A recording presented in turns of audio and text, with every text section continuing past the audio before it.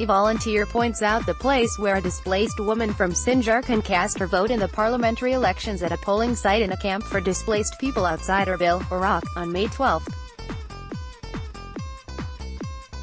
Bram Janssen, AP, on May 12, Iraq held a remarkably successful and violence-free national election. A coalition of Shiite Islamists and communists led by Moqtada al-Sadr, running on a reform agenda, won the largest number of seats in the new parliament. Sitting Prime Minister Haider al-Abadi's coalition placed third. While the results have generated considerable optimism, allegations of widespread electoral fraud have also emerged in Iraq's Kurdistan region and Kirkuk. There have been numerous calls to address and investigate these claims, including from the UN Assistance Mission for Iraq (UNAMI). In these areas, results favored two long-dominant parties, the Kurdish Democratic Party (KDP) and the Patriotic Union of Kurdistan (PUK). New parties and challengers widely expected to do well did not. These opposition parties claim to have faced systematic vote rigging. Combined with the low turnout, their disputes could cast doubts on the legitimacy of the election, with serious ramifications. Why the Kurdish area results were surprising. A fiscal crisis, allegations of corruption and nepotism and the fallout from last September's independence referendum, including the loss of Kirkuk, were all expected to cost the region's two dominant parties votes. Instead, the two parties more or less maintained their number of seats, as the KDP kept all of its 25 seats in the national parliament and the PUK lost only 3, dropping from 21 to 18. Opposition parties, which had been expected to do well, fared relatively poorly. Former senior PUK official Bram Jansen's new Coalition for Democracy and Justice, CDJ, won only 2 seats. Goran, a still popular opposition party, founded in 2009, lost 4 seats, dropping from 9 to 5. The opposition Kurdistan Islamic group lost 1. New Generation, a new protest party aligned with the PKK, received 4.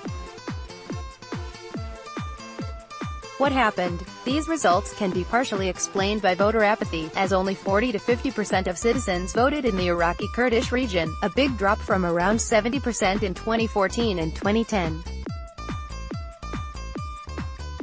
Low turnout typically favors ruling parties with their extensive patronage networks and loyal bases.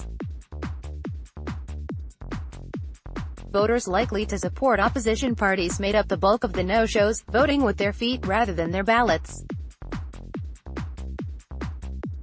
The opposition parties also faced a variety of problems. New protest parties such as CDJ and ING split Goran's formerly exclusive hold on the opposition vote. The Change movement has struggled to implement their reform agenda in the face of the KDP-PUK power domination over the years, leaving some supporters disillusioned. The movement also recently lost its popular founder and leader.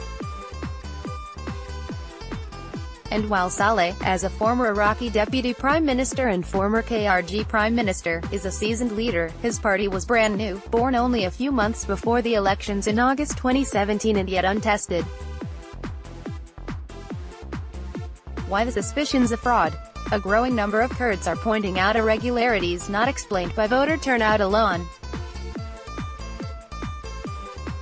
Goran votes plunged a baffling amount, reduced to less than half in their base of Sulaimania, as well as in Irbil and other areas where it was expected to perform far better. Pre-election polling gave Saleh's CDJ 8 to 10 seats, but they came out with 2. The results showed CDJ receiving more votes in Irbil than it did in its base of Sulaimania, where it came in 6th. Popular candidates on the list received few votes. The PUK was generally expected to lose seats in Kirkuk, especially after yielding the city to Iraqi forces last October. but they maintained their 6 in the disputed city and gained 2 in Sulaymaniyah, despite widespread predictions of major losses.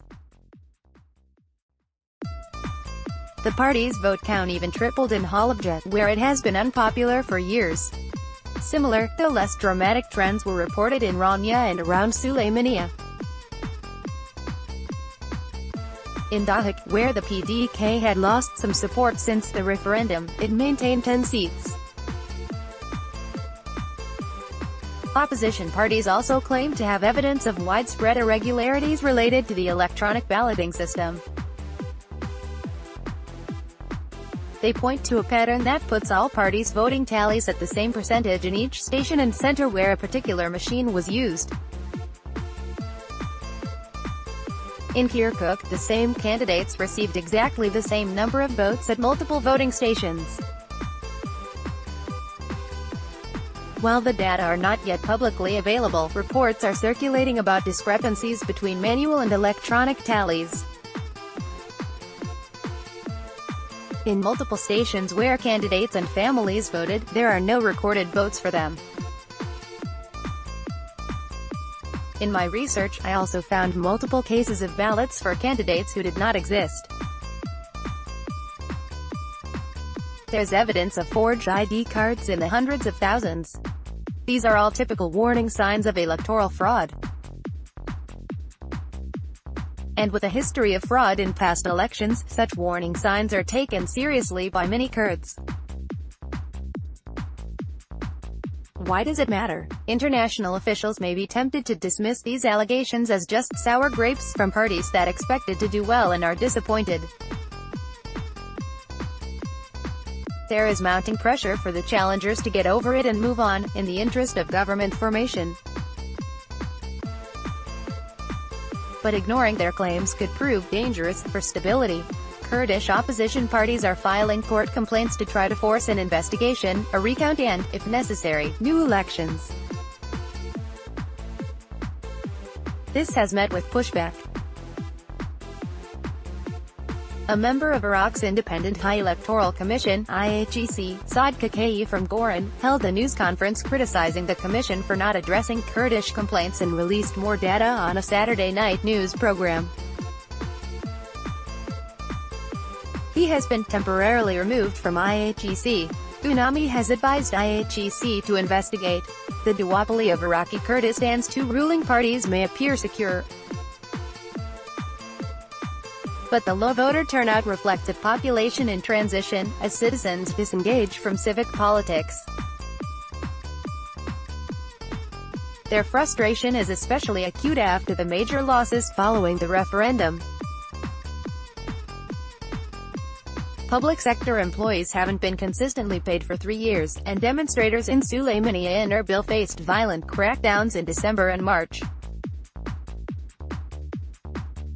After this widely contested election, some Kurds will undoubtedly retreat further from civic engagement to focus on day-to-day economic survival. But others may resist in revolt, demanding change and looking for alternatives to the ballot box they see as fraudulent. Many say they will never vote again, others that force is the only way to bring change. Fair and peaceful transitions of power reinforce the legitimacy of democratic systems that guarantee stability. If a significant number of residents continue to think that their voices are not being heard or represented, the region may witness unrest. The longer-term risk is that the population will turn against Kurdish political institutions as a whole. Christine McCaffrey van Dentorn is a Sulayman-based researcher who has lived and worked in Iraq for the past 9 years. You can follow her at Van Dentorn.